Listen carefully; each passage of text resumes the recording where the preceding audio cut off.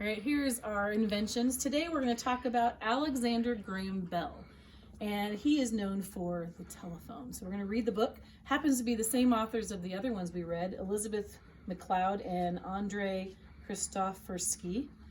So Alexander Graham Bell, let's find out about him, and then I'll tell you what we're going to do. All right. Next time you pick up the phone to call a friend, say thanks to Alexander Graham Bell.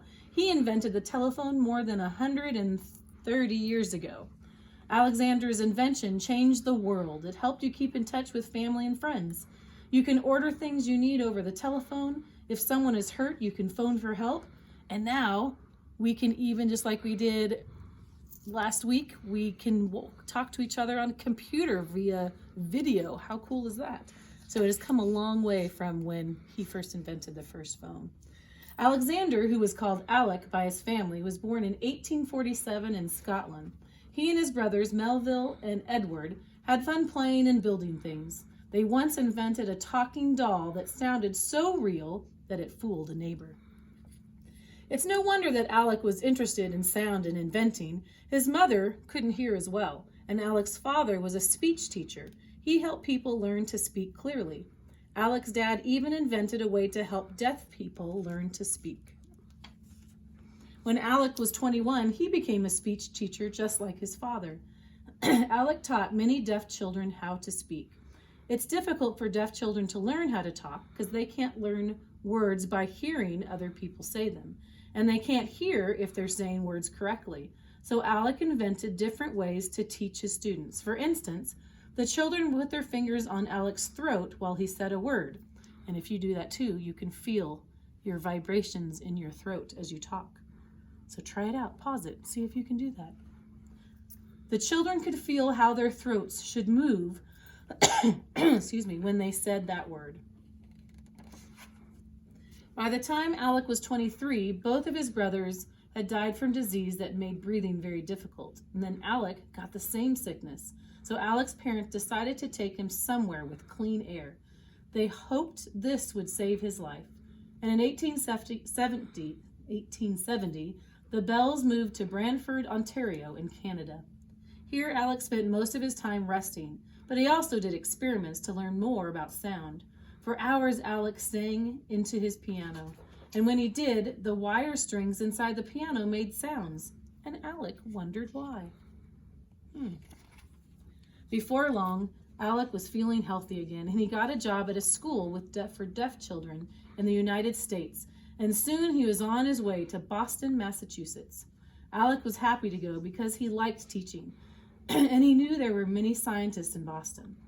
He wanted to talk to them about his experiments with sound. In Boston, Alec began teaching at the school, and sometimes he used feathers to help students see if they were making sounds correctly.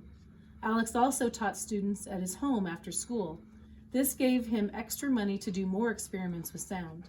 And at night, Alec often stayed up late doing his own sound experiments. So they were learning the letter P, and I bet you could guess what happened to the feather, when you said P, because you can feel the air. So he was teaching those that couldn't hear.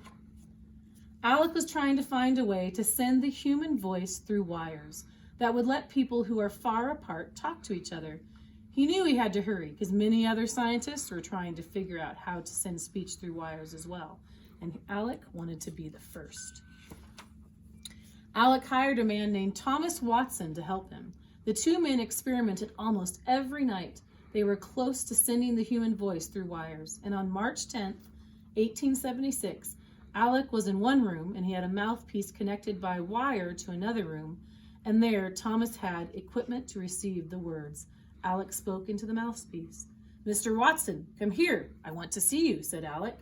Thomas raced in. He had heard Alec's words. They had traveled through the wires, and Alec had sent the first telephone message. That's pretty exciting. Later that summer, Alec visited his parents in Brantford, and on August 3rd, he set up his invention in the nearby town of Mount Pleasant. That night, people there listened to people in Brantford, which was 5 miles away. Everyone was amazed. On August 10th, people gathered in Paris, Ontario, to see Alec's incredible invention, and soon they heard the voices of people in Branford, which was then 8 miles away. Alec's telephone was a success. At first, some people did not like the telephone. It was new and they did not understand it. They wondered if it could spread germs, and others worried that the telephone could hear everything they said, even if they were not on the phone. Alec put on shows to help people get used to his invention, and he kept working with the telephone, and he had fallen in love with Mabel Hubbard, a young woman who was one of his students.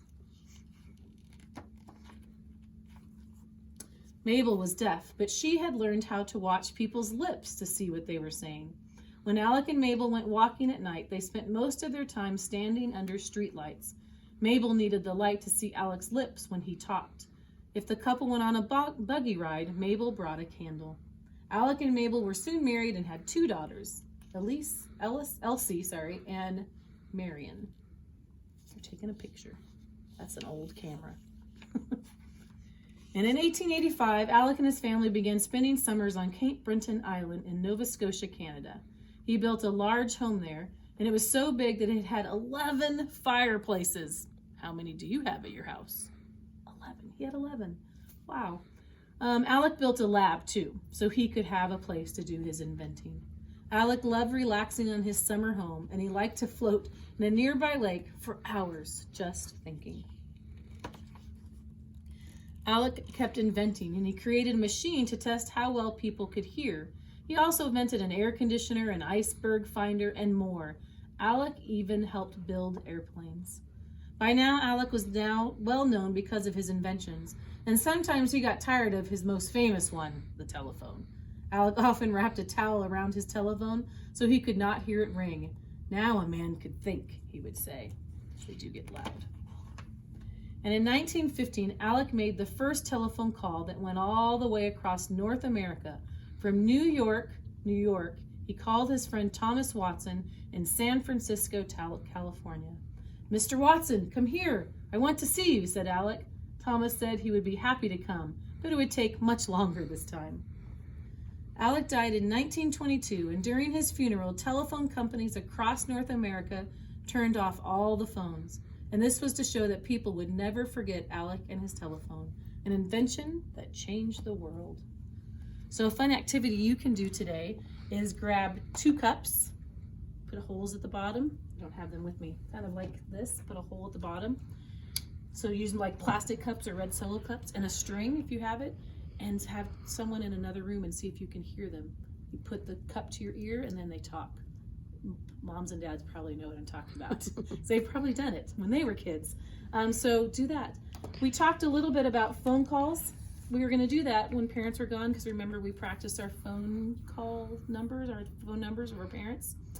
So maybe practice that at home while you're there. Call from one cell phone to another, or use a landline if you have it. Practice your phone number. Would be good things to do. And I just wanted to show you real quick how the phone has changed. So it first started off as something you would talk into and hear through the others. And then they had what's called the candlestick, which is something really cool. Then they had the rotary, where you had to dial. And I remember doing this, I'm that old, dialing the phone. Then they had the push buttons, but it was still hooked to the wall. You couldn't walk away from it, couldn't walk around and do like what we do. And then they had the portable phones where you could, cordless, where you could walk around. Then when cell phones happened, remember we looked at this big brick guy and talked about how heavy it was. And then now in 2007, which is only 13 years ago, is when the iPhone was first invented. So phones have come a long way, but we're thankful we have them so we can use them and stay in contact, especially now when we can't go out and see all of our family and friends. And we're using an iPhone to make these videos. Exactly. So crazy. So it was a fabulous invention, and it has come a long way, and other people have added to what he started. So thankful for that. All right, have a great Monday, and we'll see you. Look at, they were listening so well. First time listeners. Thanks, boys. Oh, and Pearl, sorry. Not all boys. Boys and girls. All right, we'll see you later. Bye.